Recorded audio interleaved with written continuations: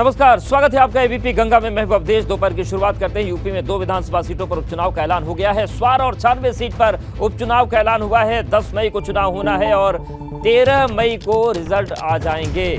स्वार विधानसभा seat से अब्दुल्ला की सदस्यता गई थी, इसलिए यहां पर उपचुनाव हो रहा है। वहीं 96 सीट राहुल प्रकाश के निधन से खाली हुई।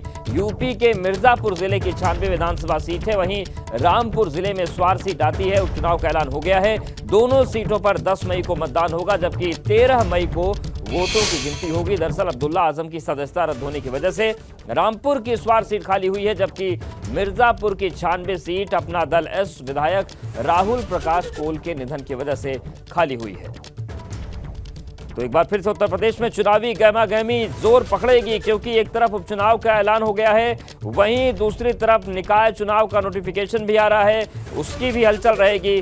तो दोहरी चुनावी गर्मी और ऊपर से तापमान आसमान का भी बढ़ेगा, यानी कि अब जो उत्तर प्रदेश में अप्रैल मई है ये जबरदस्त गर्म रहेंगे, तापमान के लिहाज से भी और सियासी तापमान के लिहाज से भी, क्योंकि 2 सीटों पर उपचुनाव का ऐलान हो गया है। पहली तस्वीर देखिए, आप देख रहे हैं अब्दुल्ला आजम की, जिनकी सदस्यता रद्द हुई, इसलिए उनकी स्वार सीट पर उपचुनाव होगा। और दूसरी तस्वीर राहुल प्रकाश कोल, जो कि विधायक थे 96 सीट मिर्जापुर की, उनका निधन हुआ दुखद, और उनके निधन से ये सीट खाली हुई, इसलिए यहां पर चुनाव होगा। तो 2 सीटों पर चुनाव का ऐलान हो गया है। यूपी के 2 विधानसभा सीटों पर उपचुनाव होगा।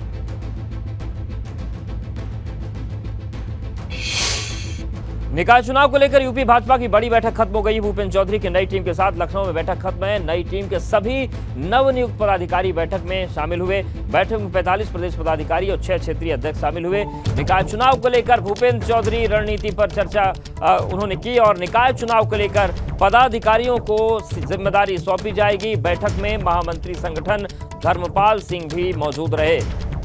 तो निकाय चुनाव को लेकर यूपी भाजपा की बड़ी बैठक चल रही थी, सुबह से वो खत्म हो गई। भूपेंद्र चौधरी ने नई टीम के साथ लखनऊ में बैठक की। नई टीम के सभी नवनियुक्त पदाधिकारी बैठक में शामिल हुए। बैठक में 45 प्रदेश पदाधिकारी और 6 क्षेत्रीय अध्यक्ष शामिल हुए। निकाय चुनाव को लेकर भूपेंद्र चौधरी रणनीति पर चर्चा उन्होंने की। निकाय चुनाव को लेकर पदाधिकारियों को जिम्मेदारी सौंपी जाएगी। बैठक में महामंत्री संगठन धर्मपाल सिंह भी मौजूद रहे।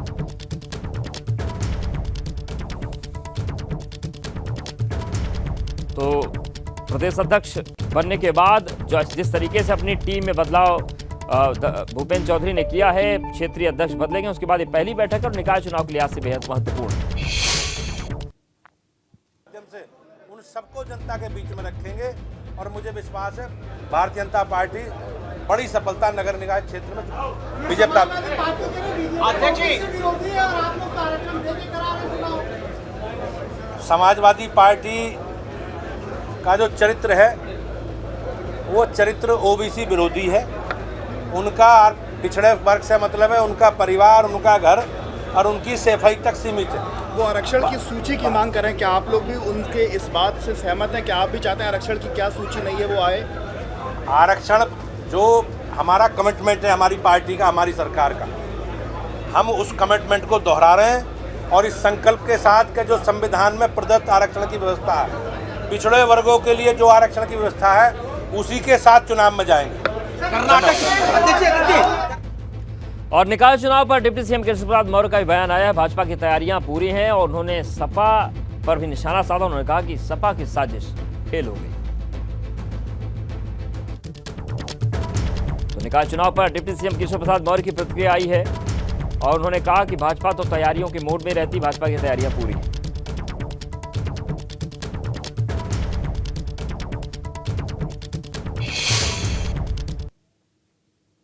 हमारे साथ उत्तर प्रदेश सरकार में उप मुख्यमंत्री केशव प्रसाद मौर्य, उनसे जानेंगे कि क्या तैयारियां। सर, ये ओबीसी आयोग बना, उसने रिपोर्ट दी, सुप्रीम कोर्ट ने कहा कि अब चुनाव कराया जाए और आज जो है नोटिफिकेशन वो जारी होगा। बीजेपी की क्या तैयारी है? कैसे पिछड़ों का आरक्षण ना मिल पावे और भाजपा पर और सरकार पर आरोप लगाने को उन्हें मौका मिल जाए, ऐसी बहुत गहरी साजिश उन लोगों ने की थी। लेकिन उनकी साजिश का पर्दाफाश भी हो गया और उनकी साजिश फेल भी हो गई। और अब 27% ओबीसी आरक्षण के साथ उत्तर प्रदेश के अंदर निकाय चुनाव संपन्न होंगे और भारतीय जनता पार्टी की बूथ से लेकर के और पूरे प्रदेश स्तर तक मजबूत तैयारी है। और हम नगर निकाय चुनाव में, चाहे वह नगर निगम हो, चाहे नगर पालिका, चाहे नगर पंचायत, पार्षदों सहित बहुत शानदार सफलता के साथ आगे बढ़ेंगे। ये जो लोकसभा के चुनाव से पहले ये निगम चुनाव होंगे स्थानीय निकाय के, एक तरीके से सेमीफाइनल बीजेपी मान रही है इसको। जब भी कोई चुनाव होता है तो आप लोग सेमीफाइनल बना देते हो, लेकिन हमारे लिए हर चुनाव फाइनल ही चुनाव होता है। कैमरा जितेंद्र के साथ अनुभव शुक्ला, एपी गंगा, लखनऊ। भाजपा विधायक और पूर्व मंत्री सिद्धार्थनाथ सिंह का अखिलेश यादव पर सियासी हमला सामने आया है। अतीक को लेकर सिद्धार्थनाथ सिंह ने अखिलेश यादव को घेरा है। उन्होंने कहा कि सपा अतीक अहमद को संरक्षण देती रही। सिद्धार्थनाथ सिंह ने कहा कि माफियाओं को बचाना और संरक्षण देना सपा का इतिहास है। टिप्पणी करने से पहले अखिलेश को इतिहास जान लेना चाहिए। 44 सालों से सियासी संरक्षण की वजह से अतीक लगातार बच रहा था।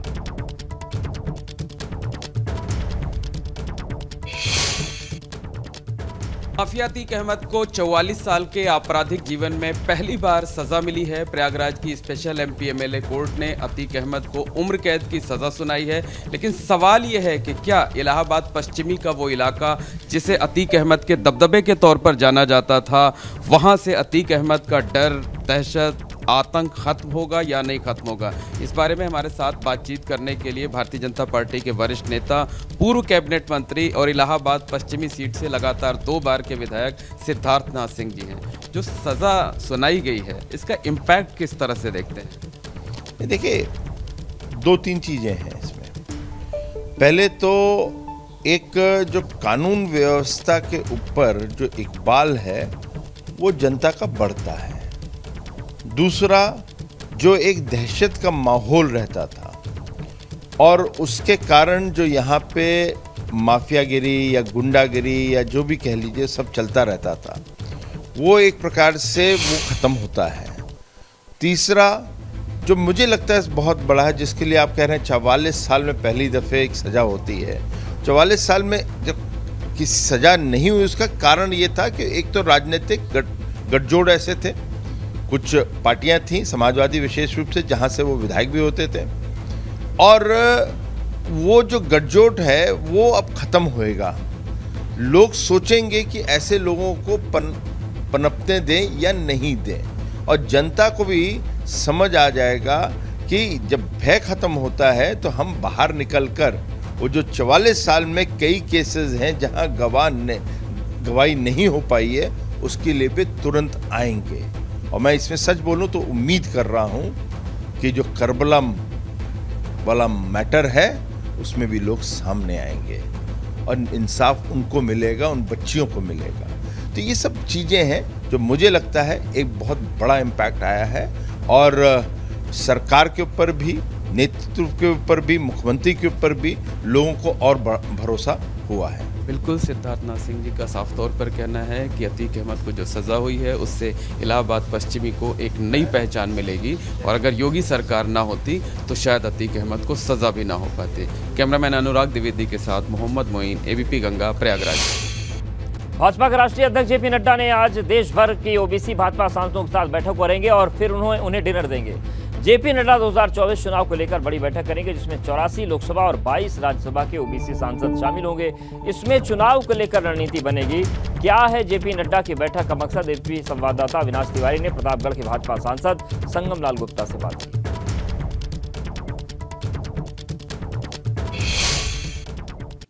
संगम लाल गुप्ता जी प्रतापगढ़ से सांसद भी हैं। सर, क्या कुछ रहेगा बैठक में?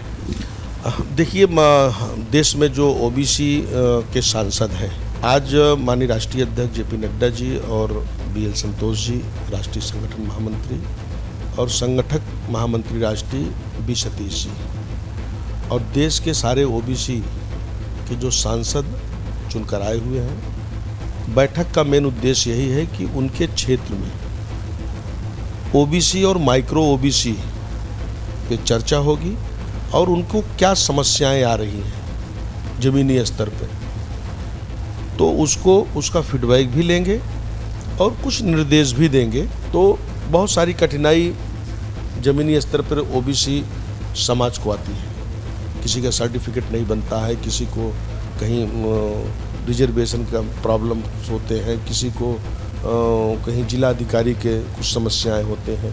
तो वो सारी समस्याओं से अवगत होने के लिए और कुछ मार्गदर्शन देने के लिए आज पूरे देश के ओबीसी के सांसद अपने वेस्टर्न कोर्ट में बैठक और उसके साथ डिनर किए। बीजेपी लगातार 2024 की तैयारियों में आगे बढ़ रही है और उसी कड़ी में माइक्रो ओबीसी और ओबीसी को भी साधने की अब कोशिश है। कैमरामैन रोहित के साथ अविनाश तिवारी, एबीपी गंगा, दिल्ली। निकाय चुनाव पर आज आरक्षण की सूची जारी होगी। आज शाम 4 बजे योगी कैबिनेट की बैठक होगी। आरक्षण में संशोधन का अध्यादेश लाया जाएगा। नगर निकाय चुनाव का नोटिफिकेशन आज जारी हो सकता है। तो ये सबसे अहम खबर है, क्योंकि निकाय चुनाव को लेकर एक लंबी कवायद चली। दिसंबर से प्रक्रिया शुरू हो गई थी, लेकिन मामला कोर्ट चला गया। निकाय चुनाव पर आज आरक्षण की सूची जारी होगी।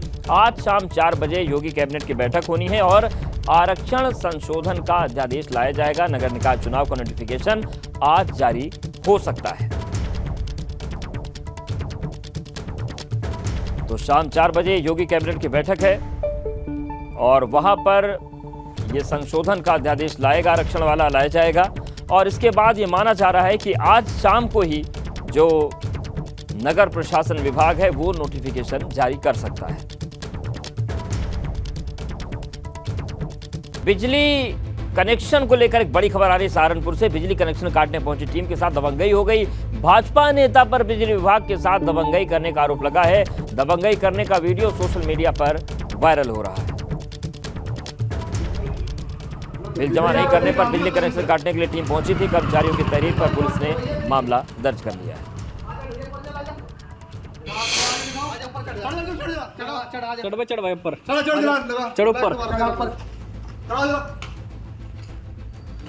देखिए तस्वीर आपको दिखा रहे हैं। बिजली काटने के लिए पहुंचा था, लेकिन वहां पर दबंगई शुरू हो गई और ये आरोप लगे हैं एक भाजपा नेता पर। उत्तर प्रदेश में माफिया के खिलाफ एक्शन लगातार जारी है। बलरामपुर में पूर्व सांसद रिजवान जहीर के दामाद की संपत्ति कुर्क की गई है। 4,75,86,000 रुपए की जमीन को कुर्क किया गया। दरअसल 4 जनवरी 2022 को पूर्व चेयरमैन फिरोज पप्पू की गला रेत कर हत्या कर दी गई थी। पुलिस ने हत्या की साजिश रचने के आरोप में पूर्व सांसद रिजवान जहीर, उनके दामाद और बेटी जेबा रिजवान को मामले में गिरफ्तार किया था।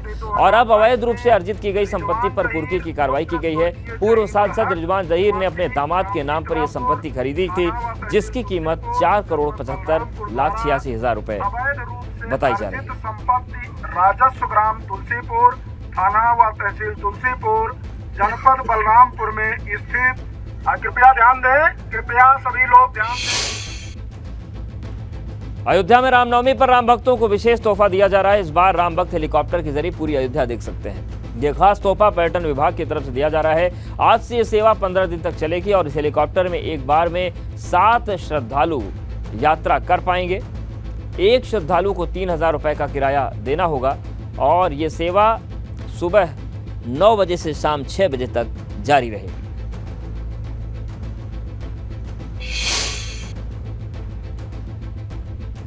रामनवमी के अवसर पर प्रथम बार अयोध्या में आयोजित किया जा रहा है और इसमें एक बार में 7 लोग सवारी कर सकेंगे, आनंद ले सकेंगे हवाई दर्शन का।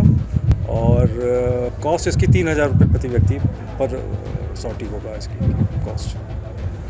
ये तो डिपेंड करता है, हमारे पास टिकट बिक्री चालू हो गई है। अब तक कई टिकट बिक चुके हैं। आने वाले समय में और टिकट बिकेंगे। जैसे जैसे लोग आते जाएंगे वैसे वैसे हम टिकट बेचते जाएंगे और सॉटी चलते ही सुबह प्रारंभ होगा, करीब 9 बजे से प्रारंभ होगा और 5 साढ़े 5 बजे तक चलता रहेगा। पर्यटन विभाग की तरफ से इस बार रामनवमी के मौके पर विशेष सौगात राम भक्तों को दी गई है।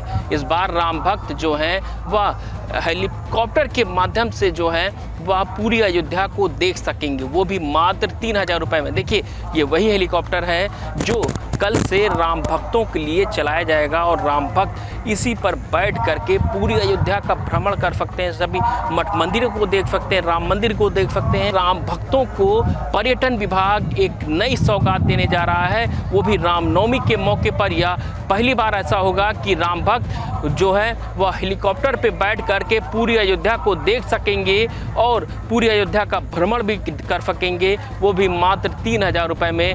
ये जो हेलीकॉप्टर है ये लगभग 15 दिन चलाया जाएगा। और चलिए बात करते हैं मेरठ की। मेरठ में सौरी गैंग पुलिस के लिए बड़ी चुनौती बन गया है। सराफा कारोबारियों की नींद उड़ी है। मेरठ में कई ऐसी चोरी की वारदातें हो चुकी हैं जो पुलिस की कार्यप्रणाली पर सवाल उठा रही है। एक ऐसा गैंग जो पहले चोरी करता है और फिर एक लेटर छोड़ जाता है जिसमें लिखा है सॉरी भाई, हमारी मजबूरी है चोरी करना, हमें माफ कर देना। मेरठ में चोरों ने पहले नाले के रास्ते सुरंग बनाई और न्यू अंबिका ज्वेलर्स में पहुंचे, फिर 15 लाख रुपए की ज्वेलरी चोरी करके ले गए। हालांकि तिजोरी काटने में चोर नाकाम रहे। चोरी के बाद व्यापारी के लिए चिट्ठी लिखकर छोड़ गए जिसमें सॉरी लिखा था। मामला नौचंदी थाना इलाके के नंदन सिनेमा के सामने का है। 1 महीने पहले चोरों ने रिठानी में चोरी की वारदात को अंजाम दिया था। लाखों की चोरी की और सॉरी बोलकर निकल गए। लगातार चोरी की वारदात के बाद व्यापारियों में गुस्सा है। व्यापारियों ने जल्द वारदात का खुलासा न होने पर मेरठ बंद की चेतावनी दी। तो देखिए, हम 3 तस्वीरें आपको दिखा रहे हैं। पहली तस्वीर किस तरीके से दुकान के अंदर वो एक गड्ढा खोदकर दाखिल हो गए, और दूसरी तस्वीर सॉरी लिखा हुआ है और इसमें लिखा हुआ है कि सॉरी भाई, हमारी मजबूरी चोरी करने की है, माफ़ कर देना हमें। और तीसरी तस्वीर उस अंबिका ज्वेलर्स की जहां पर 15 लाख रुपए की चोरी हुई है। थाना नौचंदी क्षेत्र अंतर्गत गढ़ रोड पे न्यू अंबिका ज्वेलर्स के नाम से एक ज्वेलरी शॉप है। यहाँ देर रात जो है नाले के रास्ते सुरंग बना के चोरी की गई है। इसको लेके व्यापारियों में यहाँ पे आक्रोश दिखाई दिया है। इन सभी से वार्ता की जा रही है और घटना के अनावरण के लिए डेडिकेटेड टीम गठित की गई है और शीघ्र ही इस पूरे घटनाक्रम का और पीछे जो भी घटनाएं अभी तक अनवर्कआउट है उनका हम लोग खुलासा करेंगे। मेरठ में न्यू अंबिका ज्वेलर्स में चोरों ने चोरी की और उसके बाद सॉरी भी बोल गए।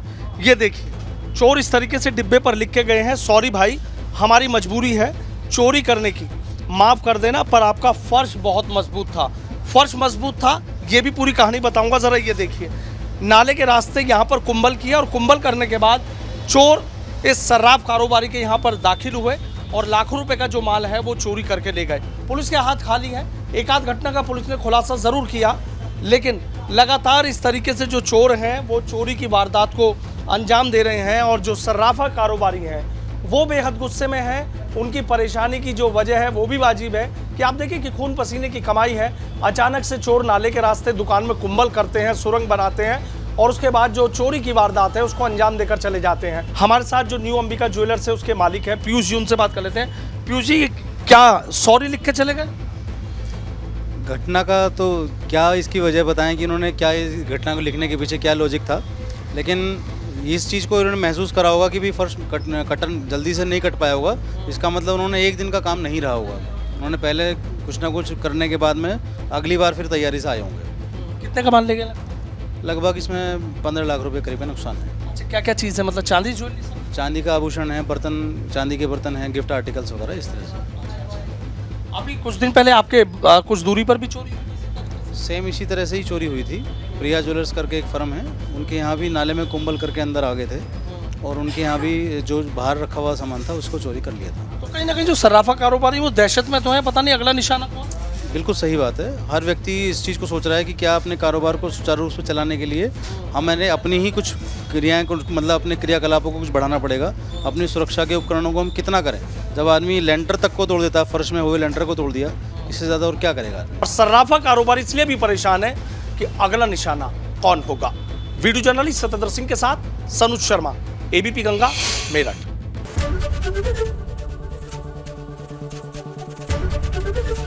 एबीपी गंगा, खबर आपकी, जुबान आपकी।